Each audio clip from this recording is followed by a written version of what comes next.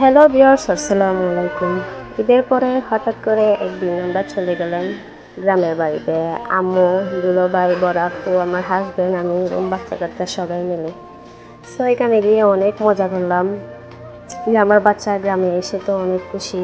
আম্মু তার ব্যাংকে নিয়ে আশেপাশের গ্রামটা ঘুরে দেখলো। জায়গাটা অনেক সুন্দর। এটা হলো আমার আপুর ৯ মাসের শ্বশুর বাড়ি। তো আপু এখানে শাড়ি পরে আসছে, তার মনে এত আনন্দ, সেই গ্রামে এসে এত আনন্দ অনুভব করতেছে, বোঝানোর ভাষা নেই। সে একটু হেঁটে চলে দেখতেছিল গ্রামটা এবং মনের আনন্দ নিজে নিজে অনুভব করতেছিল। তারপরে সেই শাড়ি চেঞ্জ করে 3 পিস পরে আসলো কয়েকটা ছবি তুলবে বলে। তাল গাছে এমনভাবে উঠে দেখতেছে যেমন কি তাল চুরি করবে। আর এদিকে তো আমার হাজব্যান্ড ছোটোবেলায় ফিরে গেছে, তাল পাতা দিয়ে বাঁশি বাজাচ্ছে। তারপরে পুকুর পাড়ে বসে এই যে তখন মনে আনন্দে গান করলো। যেন যে নিজের গ্রামে গেছে, যে অনেক দিনের পরিচিত সে এই গ্রামটা, নিজের মনের মতো করে গান গাইতেছিল।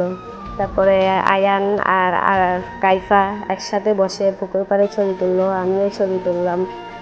তারপর আমার বাচ্চা সেখানে গিয়ে তার পছন্দের গরু পেয়ে গেল। সেই তো গরুর পাশ থেকে সরেই না। ছোটোবেলা থেকে সেই গরু, এখনো পর্যন্ত সেই গরু ছাড়া কোনো কিছু বোঝে না, গরু দেখলে হয়েছে।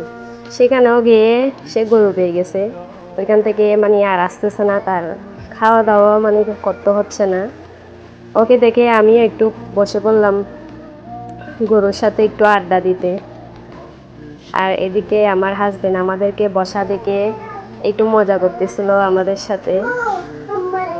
সবাই মিলে বলতে গেলে অনেক অনেক মজা করছিলাম।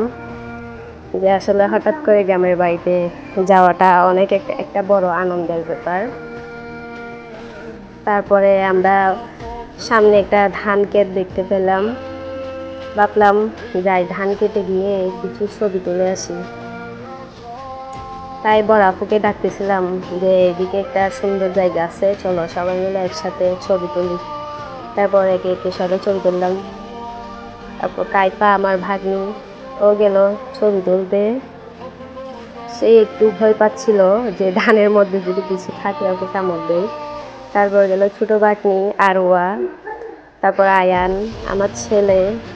এরপর বড় আপু একটু হাঁটলো, তারপরে আমি একটু আনন্দ করলাম।